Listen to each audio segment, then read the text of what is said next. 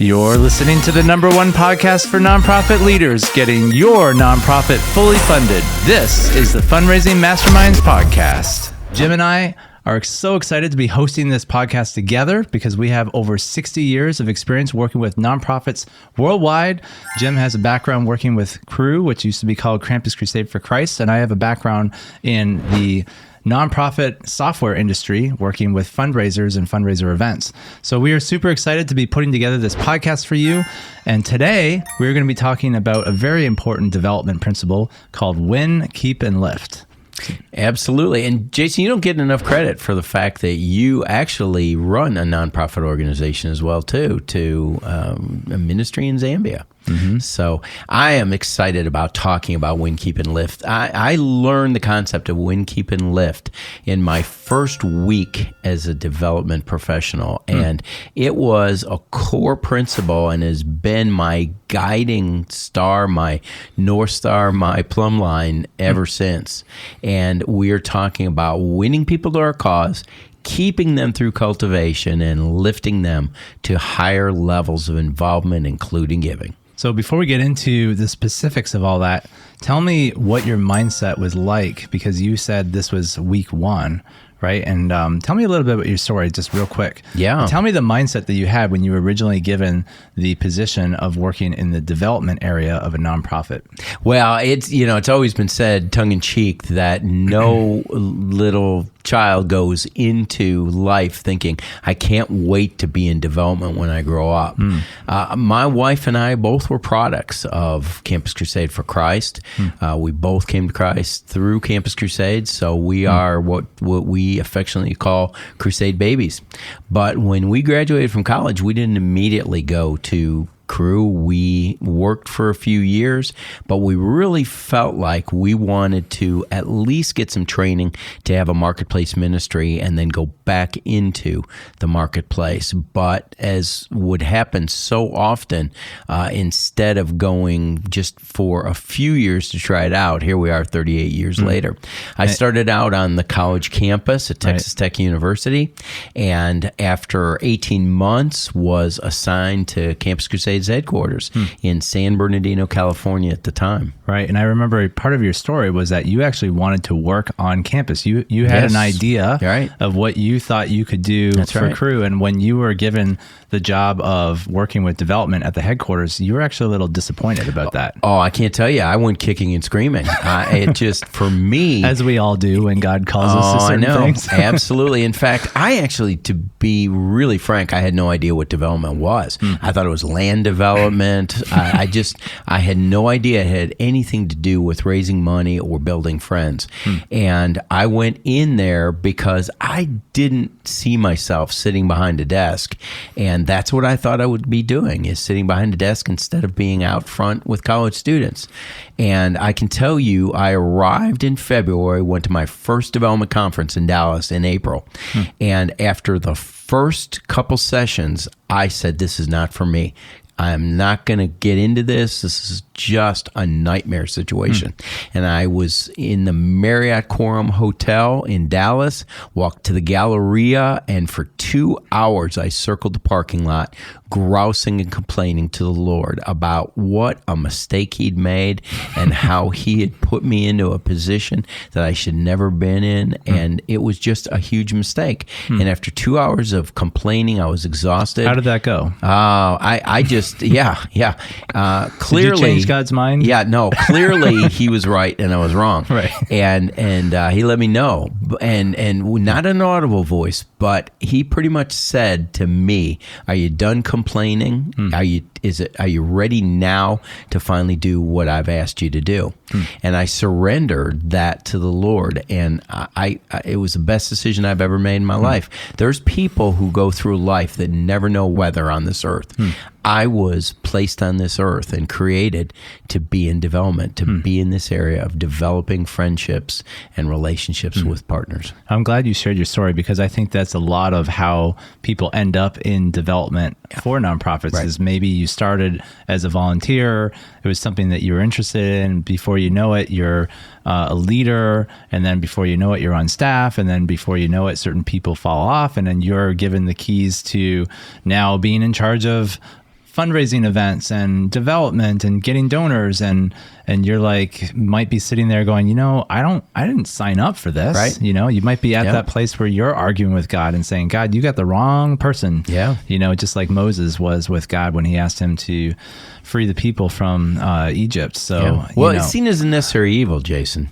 You have to raise the money, but you don't want to do it. It's like taking medicine you don't like. You hold your nose, you grab your glass of water and you force it down your throat, and you hate it all the way. And that's the way people come into development, is hating it all the way through. Well, it's because we think of development as asking people for money. Absolutely. And nobody likes asking people for money, right? It's hitting people up for money. Yeah, Right. absolutely.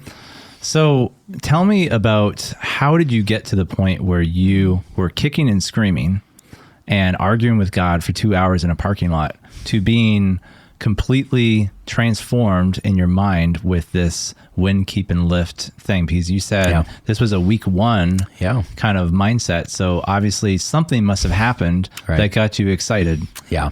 Well, in one word, it's relationships. Bottom line, certainly there was that surrender part where I just said, God, I'll go anywhere, do anything you want me to do, and that was a big moment there. When I found out that it wasn't about transactional relationships, it's not about hitting people up for money. It's not about hitting up people for money. It's about developing long-term partnerships, relationships with people. I love that. I love people.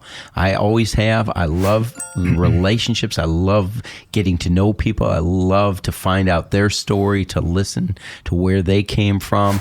And a lot of that is in development. And I had great mentors. I had people who came alongside me and really taught me some principles, basic principles of relationship building. They didn't focus in on getting into people's pocketbooks. The fact that somebody ended up giving at the end was the byproduct. It's developing that long-term, genuine relationship. I don't mean I'm going to pretend to get to know someone so I get their dollars. I'm going to genuinely care about them, care about their family, care about why they have a burden for something, and I'm going to see how we can partner together. That totally transformed how I do and what I do. Okay, so win, keep, and lift. Right, absolutely. Well, let's start with the win, first of all. We're talking about winning people to our cause. Now, every organization needs new partners. It's critical. In fact, one of the principles that I have is that you shut the back door and you open up the front door as wide as you possibly can. That means let in as many new partners and new friends as you possibly can. So we're looking at plans, strategies, activities to get new friends to our organization and win people to our cause. Right. And isn't winning people to our cause one of the most exciting things that you could be doing? And letting them know you are giving people an opportunity to be involved in God's work and to make a difference. Right. We, in a sense, Jason, we are blessings brokers. We know that God is going to bless those individuals who are partners with us, who come alongside in ministry. So we have the incredible and amazing opportunity to position opportunities, put them before people so that they can be blessed by God, and nothing more exciting than that. Well, you had mentioned that I run a nonprofit in Zambia, and that's one of the core things that I live by too, because it's very easy as a nonprofit leader to feel the burden for the ministry that you're doing or the nonprofit work that you're doing. And we tend to carry that burden. We think nobody cares about this except me, or nobody cares about it more than I do. And we tend to carry that burden on our own and feel like we have to bear that weight. But one of the things that the Lord really reminded me, this is a ministry or an organization that, you know, if it was founded under principles of the Lord, or principles of, reaching people for the kingdom or the gospel, you know, if we're aligned with the things of the kingdom of God, then ultimately it's God's organization, right? It's up to Him to grow it, and it's up to Him to multiply it. And so just putting that burden on Him, and then just, in prayer, giving that to the Lord, every day, and just kind of being his ambassadors, Right. rather than feeling the weight that you have to do everything. Yeah. You can wake up in the morning and say, Lord, I'm so excited that I get to work for you. Yeah. Or I get to represent the poor or the needy in Zambia, wherever I go. Not I have to, I get to. I get to. Yeah. It's a privilege. Yeah. And so it is a lot about mindset. And I think sometimes we get trapped in the cycle of just all the mundane tasks of Paying life. bills, making sure the payroll is. Right. Yeah. And we forget who we're working for. We forget what we're doing. We forget the vision and the mission and the values of what we're all about. Right. And so that's why on this podcast, we are bringing you practical, biblical principles that relate to the mission and vision and values of a nonprofit, because we want to keep you focused on the right mindset. Right. I understand the concept of winning people to our cause, but what practical tips do you have in winning people? Because it is actually very difficult. It is. For me as a nonprofit leader, I'm always trying to get people to sponsor children in Zambia. And I find it incredibly difficult to get new people interested. Right. Once they're interested, I can, they're very much engaged and, on board. Right. But getting people excited about my nonprofit is very difficult because they're inundated with all kinds of stuff, right? Yeah, They're always getting absolutely. stuff thrown at them. So how do we win a new person over to our nonprofit and what we do as a nonprofit? Yeah, absolutely. Well, there's a couple of things that we refer to as new name acquisition or new donor acquisition strategies. And those strategies can include everything from renting lists of people and putting before them the opportunity in either email marketing or hard copy marketing. You can collect referrals. You meet with someone and you say, Mr. Smith or Mrs. Jones, thank you so much for partnering with us. Is there anyone that you know who would be equally excited about this project or this strategy that you could share with me their name, or even better, would you call ahead or email them ahead and let them know that you liked what you're doing, introduce us? But I'll tell you one of the things, and we're going to talk about this as we start to wrap up towards the end, but we do a perfect vision dinner strategy, and one of the best ways is what we utilize, which is a table host strategy, which is friends inviting friends.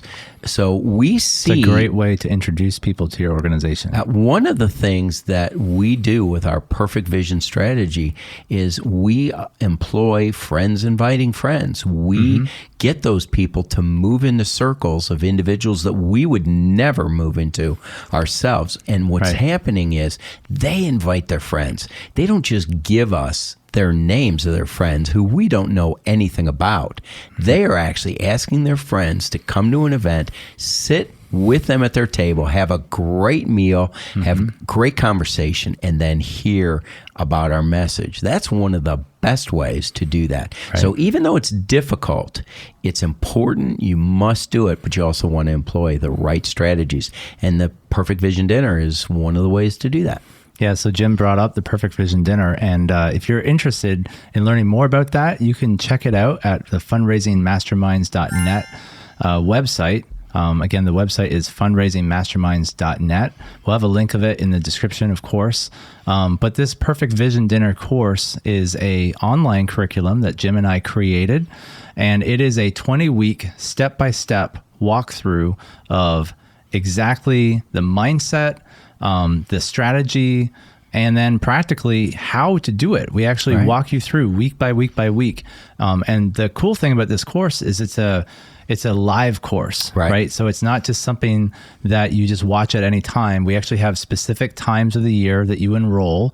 And Jim and I actually have weekly calls with everyone who is in the course, and we walk you through week by week by week. So the first 2-3 weeks is all mindset, strategy, and you kind of learn about, the Perfect Vision Dinner, and it's very much focused on this friends inviting friends. We call it friend raising. And then once you kind of understand the mindset and you understand kind of what this is all about, then we actually literally walk you through step by step. This is what you do week 18. Right. Leading up to the dinner. This is what you do week 17, leading up to the dinner. This is what you do week 15 and 14. We go all the way through until the week of the dinner. And our goal is for you to actually do the perfect vision dinner, exactly the formula that we have described in the course. And so what it actually does is it gets you fully funded. Yeah, absolutely. Right? Yeah. So that's our big goal with the perfect vision dinner is we believe that if you do a perfect vision dinner,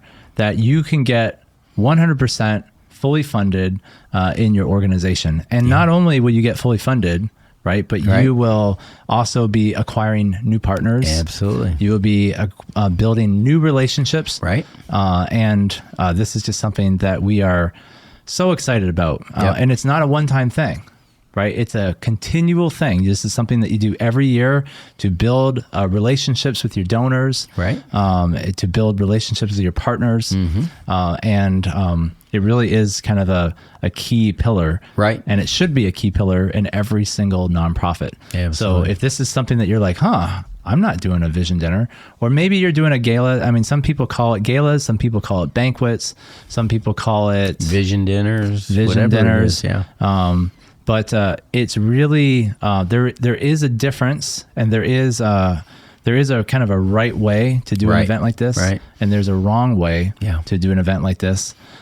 Maybe you could talk just briefly about the differences between our model and other people's models. Yeah, absolutely. Well, really, and we talked about in a prior broadcast, we talked about the difference between fundraising and fundraising. Fundraising strategies include selling tickets and selling tables. And there are a lot of organizations to do that, but we have proven over the years with 2,500 dinners that the most effective way is really fundraising, and that is inviting individuals to a complimentary meal, and at the end, they're given an opportunity to give. And we see anywhere between 3 and 5 times more money raised with a complimentary meal. When they buy a ticket or buy a table, it's equivalent to going door to door and selling candy or selling trinkets to people, and all they're interested in is getting people's dollars, and you have a transaction. You give them a trinket, they give you money.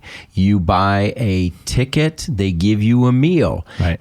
But there's I remember no one of the things you fundraising. said in the course was you said, going to someone and asking them to buy a table or buy a ticket to your dinner is the equivalent of saying, hey, Mr. John Smith, I really like you and your family, and I know that you're a successful businessman, and I would like to have a relationship with you, but I would like you to pay me to start a relationship so that we could get to know each other a bit more. Right, Seems exactly. kind of backwards. But how many organizations do that in, all over the world? So yeah, it's a mistake, but people do it. Yeah. Yeah. Well, it sounds people do it because they think that in selling tickets and having auctions and doing all these things, they think that they're going to cover the expense. So they think that they're going to minimize the risk of their event, because it does cost money to put on an event. Yes. And just the idea of a complimentary event might sound scary to a lot of people. But that is exactly why we put together the Perfect Vision Dinner course, because even though it might sound scary, we do these vision dinners all over the country. I mean, you do, personally, I think you do up to 80 per year. Right. You've done over 2,500 over the course of 38 years. So you know that this model works. Right. And they don't, I don't think there's one dinner story that I've heard from you where it hasn't worked. Right. It always true. works. Yeah, absolutely. So it's a proven model. And it 99% of the time, it gets the organization fully funded. So if this is something that you are intrigued by, you want to learn more about, definitely check it out at fundraisingmasterminds.net. Yeah. So, okay, we talked about winning people to our cause and how to do that. Let's talk about keeping people. Yeah. Yeah. Well, honestly, keeping can really be one of the most cost-effective and easiest way. When you've got someone who's a friend of yours, someone who loves you already, getting them to stay with you really is much cheaper than trying to win someone to your cause. And so what we're referring to when we talk about keeping, we're talking about emailing people with reports of changed lives, of stories of how their money was used. We send direct mail letters to people. Video we send updates. postcards, video updates, all with the idea that here are the results of our partnership together. Right. And it is just so important that we do everything we can to keep people, because you spend a lot of money probably in getting that donor or that partner, and you need to do everything you can to keep them. Well, I know when you spend a lot of time really focusing on the relationship side of things, specifically if you have the mindset of building partners, right, and you're not just doing transactional things like auctions and stuff like that, it really does bring a different culture to the organization, because you are literally partnering with people. They're joining with you to accomplish this cause. Right. And so then your updates and your email letters and your printed material tend to have more of a focus on, hey, you joined with us in this cause, and let me show you how we are making an impact together. Right. That gets people really excited. Yeah. And it doesn't have to include an ask. It really doesn't. You can just present opportunities to people without actually asking. You can tell them success stories in a particular country and get them excited about that. It's just so important that you always provide an opportunity for someone to give. Right. So someone has a story that they like, make sure you've got a link somewhere to your website, or if you send them a letter with a newsletter with things, make sure you've got an envelope in there. And remember, you don't want to over ask for money, because that's a big mistake that a lot of people make. If you mail or email people twice a year, and one of those 2 times you ask for money, the perception is that 50% of the time they're asking for money. But when you mail 12 times a year, you can ask 2 or 3 times a year, and they're not feeling overwhelmed by that. Right. So make sure that you communicate frequently. The old joke about marriage where people will say, I told you I loved you on our wedding day. If that changes, I'll let you know. We know that's a recipe for failure in marriage. It's also a recipe for failure with your partners as well, too. You have got to tell them that you care about them, you appreciate them, you love them, all those things. So important. I always say this to in my email list that, we could not do this without you. Right. You are the ones that make this possible. That's right. And I think we have to always remember, who's enabling the nonprofit to actually accomplish its mission. Yeah.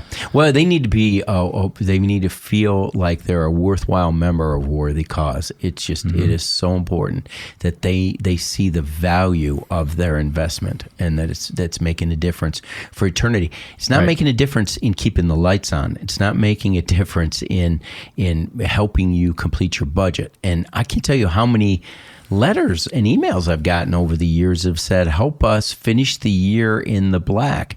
No, what motivates people is help us make a difference in we need you to pay our electric bill. Exactly. I can't tell you how often I've seen those kinds of things. When I see those things, I think to myself, can I write them back a letter and say, I need help with my electric bill too? Right. Yeah. Pay for mine. Well, it reeks of desperation. And that's not, people don't give to things that, they definitely don't give to a sinking ship, but they don't like to give to desperation. No, we always say that people give to vision and impact. Those are kind of the two cores, right?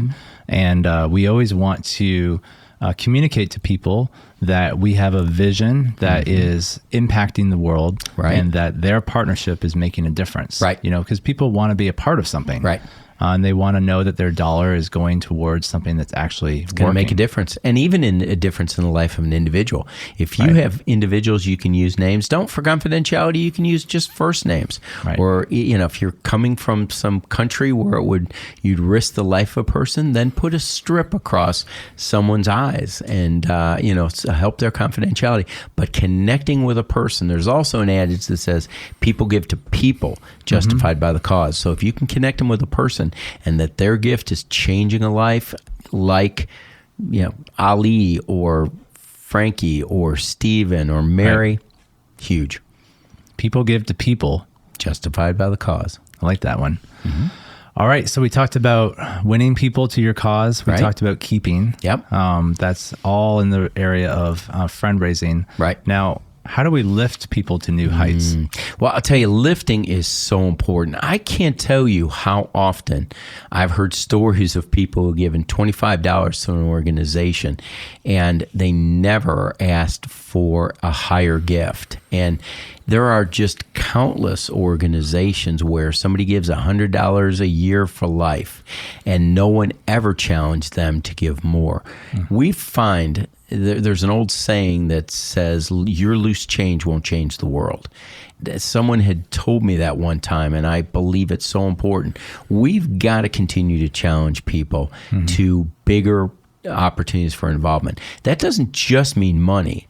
I love the acrostic, and we'll go through that in a broadcast of life, which is labor, influence, finances, and expertise. We want to include someone and lift them in all those areas, but especially in the area of finance. Most individuals get a pay increase every year. Some get promotions, some benefit through the sale of property, sale of business, and you've got to look for those opportunities to challenge them to greater levels of involvement. Right. So what do you mean by challenging them to greater levels of involvement? Because what I'm hearing you say is you want to get more dollars out of individuals, but you're not talking necessarily about dollars. Well, no, as I said, we want to really use that life acrostic. What is, from the labor standpoint, are there ways to pull people in from the labor standpoint? If you have someone that comes to your vision dinner, as an example, they were at a table last year and they really had a good time and they gave a significant gift, I want to ask those people to be a table host next year and invite their friends so I can start to get into other networks. So that's what we're talking about, lifting. We're lifting them from being a guest to being a table host. And then maybe what about volunteering? Oh, volunteering. Yeah. Well, yeah, absolutely. If they volunteered at a particular event, maybe they actually are one of your key positions in your vision dinner strategy. They all of a sudden move from, folding, stuffing, sealing, or being a greeter to being a table host coordinator or reservations coordinator. Yeah, including them in greater levels. And from the expertise side of things, pull them in, get them on an advisory board where they're giving you an input on their area of expertise, whether it's accounting, marketing, management, and then use that as a springboard to pull people on your full board. And it's advisory boards are terrific training proving grounds for greater involvement in boards of directors. And so it's much more than just your finances, for sure. But how do you do it? You ask the question, how do you do that? Well, you look for specific things that they're interested in. One of the greatest indicators of how much somebody can give is their last gift. So I know if someone gave $1,000 in their last gift, one of the levels of my ask is $1,000, but I'm looking at, would you consider a gift of $5,000, $2,500, or maybe even $1,000 to help us with that? So you're challenging them to something greater. You'll notice the third ask was what they currently give. So at the least, we're asking them to give what they've given in the past, but we want to always put before them a greater opportunity. Well, thanks, Jim. I think that was really valuable to talk about this concept of win, keep, and lift. I think sometimes we get stuck in the trenches of the day-to-day, and it's good to be reminded, why we do what we do, and to talk about the strategy. For all of you who are listening, I want to hear from you. What do you think of this win, keep, and lift strategy? And I want to know what you've been doing as an organization. What are the mindset things that really get you going and really help you get more people involved in your organization? So we'd love to hear from you about that, and we'd love to know what you think of Win, Keep, and Lift. We also talked about the Perfect Vision Dinner and the strategy that we have, right? So I just wanted to remind you, if you want to check that out, you can go to fundraisingmasterminds.net. Again, we have the courses are enrolled periods. So we do a spring enrollment and a fall enrollment. And again, that's something that, Jim and I personally oversee. We do weekly calls with everyone who's involved in that course. And the course is designed to get you fully funded in less than it's about 4 months. Right. So that's 20 weeks. It's a pretty cool course that we have there, and you should definitely check that out, especially if you're struggling for capital and you're interested in this idea of fundraising. And also just wanted to remind you that this podcast exists to encourage you as a nonprofit leader with practical biblical principles of all things nonprofit. So we're going to be talking about all kinds of topics coming down your way. So definitely subscribe to this channel. We have it in video format as well as audio format. So the cool thing about the video is that you can see us. Yeah. So hi everybody. But then, if this is something that you want to be regularly a part of our community and our podcast, you can take us on the road, and you can find that on Apple, Spotify, and all things wherever podcasts are broadcast is where you can find that. So definitely check it out and subscribe.